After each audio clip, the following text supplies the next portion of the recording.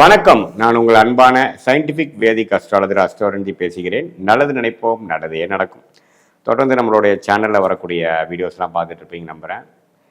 அறிவியல் சார்ந்த ஜோதிட கருத்துக்களை பார்த்து கொண்டிருக்கிறோம். எந்த விதத்திலும் மிகைப்படுத்தாமல் உள்ளது உள்ளவாறு நம்மளுடைய போன ஜென்மத்தில் செய்த பாவ புண்ணியங்கள் எப்படி இந்த ஜென்மத்தில் நம்மளுடைய கோச்சார அமைப்பு மூலமாகவும் நம்மளுடைய தசாபுக்திகள் மூலமாகவும் எப்படி நடக்குதுங்கிறத பார்த்து கொண்டிருக்கிறோம்.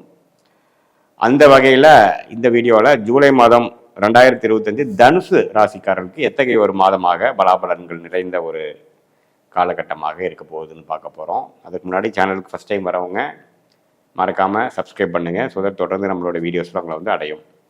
இப்போ பார்த்தீங்கன்னா சயின்டிஃபிக் வேதிக் அஸ்ட்ராலஜிங்கிறது என்னென்னா, நம்ம ஒரு கிரகத்தோட ஸ்தானபலம், திக்பலம், அதோட இருக்கக்கூடிய அமைப்பு, அதை எந்த டிகிரியில் இருக்குது, செயற்கைனா எந்த அளவுக்கு சேர்ந்துருக்கு, எந்த அளவுக்கு விலகி இருக்குது, கோச்சார அமைப்பு எப்படி, ஆண்டு கிரகம் எப்படி இருக்குது, மாத கிரகங்கள் இப்போ பேச பேச அந்த மாதத்தில் எப்படி இருக்குது, இதெல்லாம் நமக்கு ஒருங்கிணைத்து பார்க்கும் பொழுது உங்களுடைய ஜாதகத்தையும் அதை சேர்த்து வச்சு பார்க்கும் பொழுது எப்படி நடக்க போகுது, எது மாதிரி விஷயங்கள் உங்கள் வாழ்க்கையில் நடக்க போகுது, எது சாதகமாக இருக்க போகுது, எது சாதகமற்றதாக இருக்க போகுது, எது எப்போ நடக்கும் அப்படிங்கிறதெல்லாம் நம்ம துல்லியமாக பார்க்கலாம்.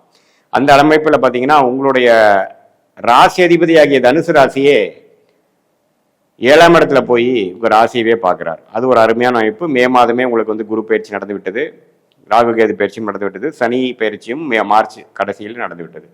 ஸோ அந்த அமைப்பில் பார்த்தீங்கன்னா சனி 4ஆம் இடத்திலும், குரு 7ஆம் இடத்திலும், ராகு கேது 3 9ஆம் இடத்திலும் இருப்பது அருமை.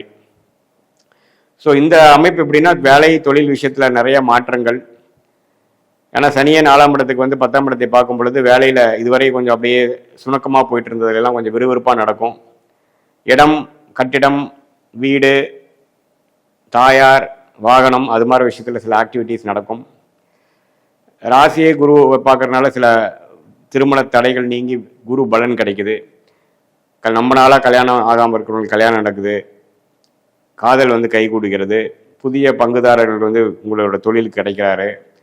கூட்டு தொழிலில் ஜெயிக்கக்கூடிய அமைப்பு. இதுவரை எல்லாம் செலவோ ஆகிட்டு இருந்து விரயம் ஆகிட்டு இருந்த தனுசு ராசிக்காரர்களுக்கு ஒரு செலவுகள் நின்று அடுத்த இந்த கடன்கள், சில ஆன கடன்களெல்லாம் எப்படி அடைக்குதுங்கிற மாதிரி யோசிக்கக்கூடிய ஒரு மனமாற்றங்கள், ஒரு மைண்டு ஸ்டெபிளைஸ் ஆகக்கூடிய அமைப்பு.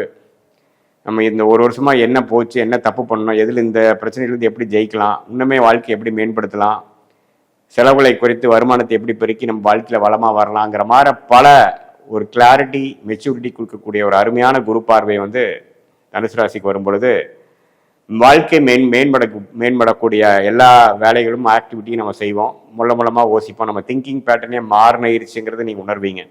போன ஒரு வருடமாக பார்த்தீங்கன்னா அலைச்சல்கள், இங்கே இருக்கிற தூக்கி அங்கே போடுறது, எதுலேயுமே ஒரு நிலையான இல்லாமல் நம்ம ட்ராவலிங்கு, பண விரயங்கள், செலவுகள், சுப செலவுகள், இதெல்லாம் போயிட்டு இருந்ததெல்லாம் கொஞ்சம் கட்டுக்குள் வரும். ஸோ அதெல்லாம் கொஞ்சம் அடங்கி இனிமேல் வாழ்க்கையில் என்ன பண்ணணும், முக்கியமான விஷயத்துக்கு மட்டும் நம்ம சில செயல் செய்யலாம், தேவையில்லாத விஷயத்தை குறைப்போம். அடுத்த கட்ட வாழ்க்கையில் ஜெயிக்கக்கூடிய அந்த வேலை மாற்றம், தொழில் மாற்றத்தை எப்படி கொண்டு வர்றது, அதெல்லாம் யோசிக்கக்கூடிய அமைப்பு கண்டிப்பாக இந்த சனி, குரு, ராகு கேது கொடுக்குறார். ஸோ இந்த விஷயத்தில் ஒரு அருமையான அமைப்பு தனுசு ராசிக்காரர்களுக்கு, அதை நம்ம மறக்கக்கூடாது.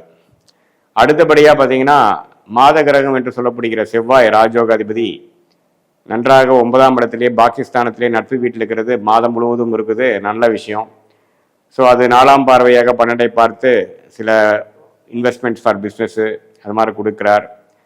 நல்ல ரியல் எஸ்டேட்டு, மெடிக்கல், அது மாதிரி விஷயத்தில் நல்ல முன்னேற்றங்கள், உத்வேகமாக செயல்படக்கூடிய அமைப்புகள், பல நாள்கள் வரக்கூடாத சில விஷயங்கள்லாம் இப்போ கையில் அடைஞ்சு அது மூலமாக பலன் பெறக்கூடிய அமைப்புகள், குழந்தைகள்னால அருமையான ஒரு பெனிஃபிட்ஸு, குழந்தைகள் செட்டில் ஆகிட்டாங்கிற ஒரு மனநிறைவு, அவங்களுக்கு நம்ம செய்த மெனக்கெடுதல் ஓரளவுக்கு பலன் கொடுக்கக்கூடிய அமைப்பு, பூர்வீகத்தில் ஒரு நல்ல பெனிஃபிட்ஸு, இந்த மாதிரி காம்படிட்டிவ் எக்ஸாம்ஸ் ட்ரை பண்ணி அரசு உத்தியோகத்துக்கு ட்ரை பண்ணுறவங்களுக்குலாம் நல்ல ஒரு ரிசல்ட்டு, அது மாதிரி எல்லா வயதினருக்கும் ஓரளவுக்கு பாசிட்டிவான சில சேஞ்சஸ் கொடுக்கக்கூடிய ஒரு அருமையான ஒரு மாதமாக இந்த 2025 ஜூலை மாதம் இருக்குதுங்க.